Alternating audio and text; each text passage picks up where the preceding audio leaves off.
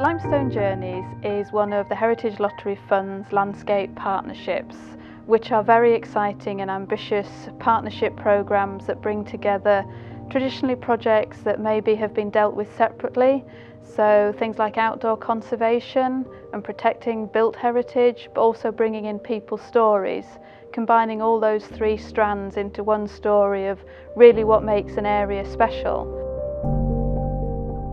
One of the first things that we discovered was really just an opportunity for local groups to get together and to be able to talk to each other.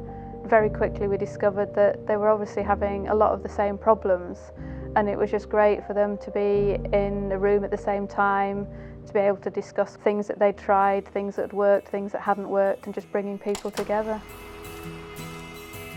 Well, the Archaeological Way is a major project from Derbyshire County Council and the Bolsover Countryside Partnership to improve ways that people can get out and about in the countryside. What we're actually doing is reclaiming old mineral lines. So the archaeological way that we're stood on today is the Langwith branch line. So it closed down in the 60s, 70s, and then we've just reclaimed this. We open it up for pedestrians, disabled people, horse riders and cyclists. We based Limestone Journeys on the fantastic timeline that we find in this area. This is one of the most complete timelines of anywhere in British Isles, going back to the Paleolithic and Mesolithic times.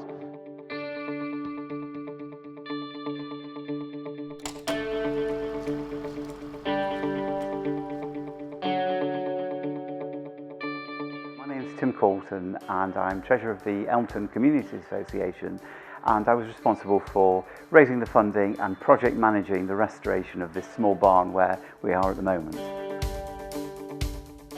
Elmton is a village which the archaeologists will tell you it has evidence of 10,000 years of human occupation from prehistoric times.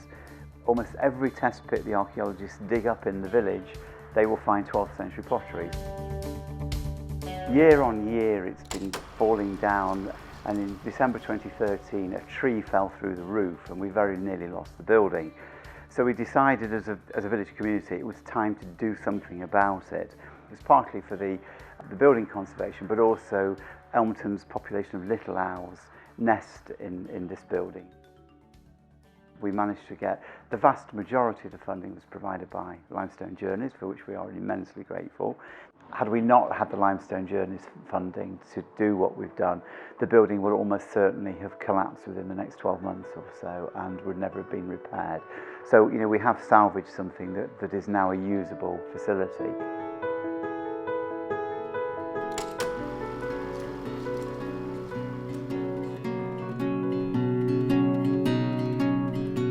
My name's Andy Lakin, and I take a team of conservation volunteers out for the Limestone Journeys project. This will be my third year. Started out as a volunteer. I loved it because it's all around my area, around Sharborough where I live.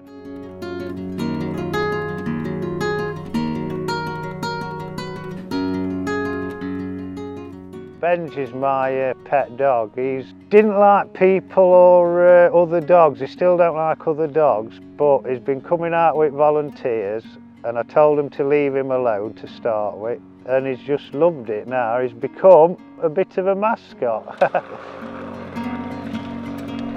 It's all mainly seasonal work with this conservation.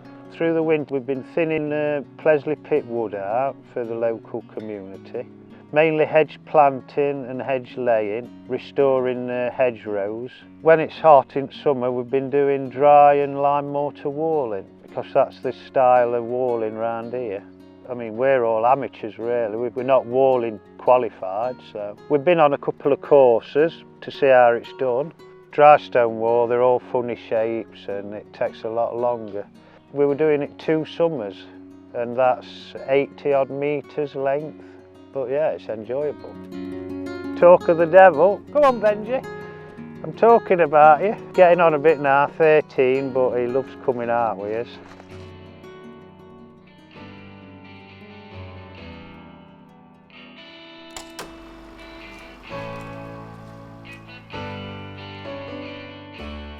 Junction Arts are one of our main partners, and they have been with us right from the beginning and in putting the project together.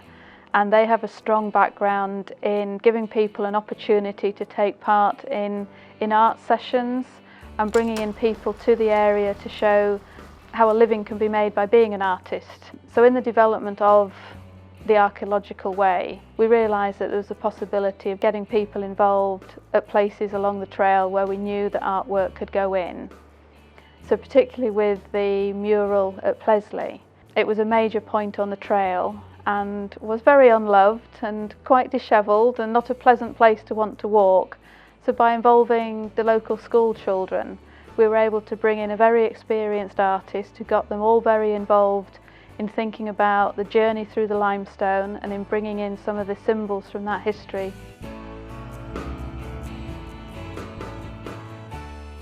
I'm Ali Stoneman. I work for Junction Arts as an arts project coordinator.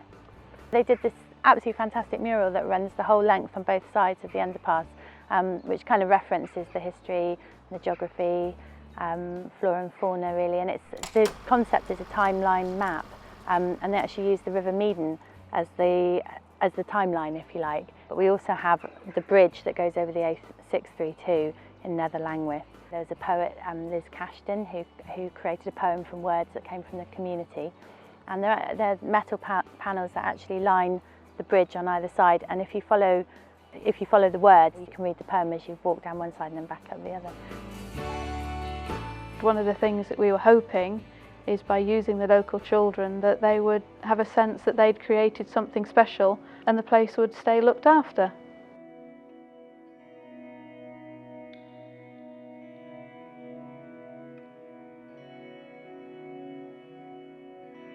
One of the things that came out of when we started the project was this was an area that was really underknown, and it's been the opportunity for local people to explore their own stories, but also to give them a stage to tell them nationally and regionally.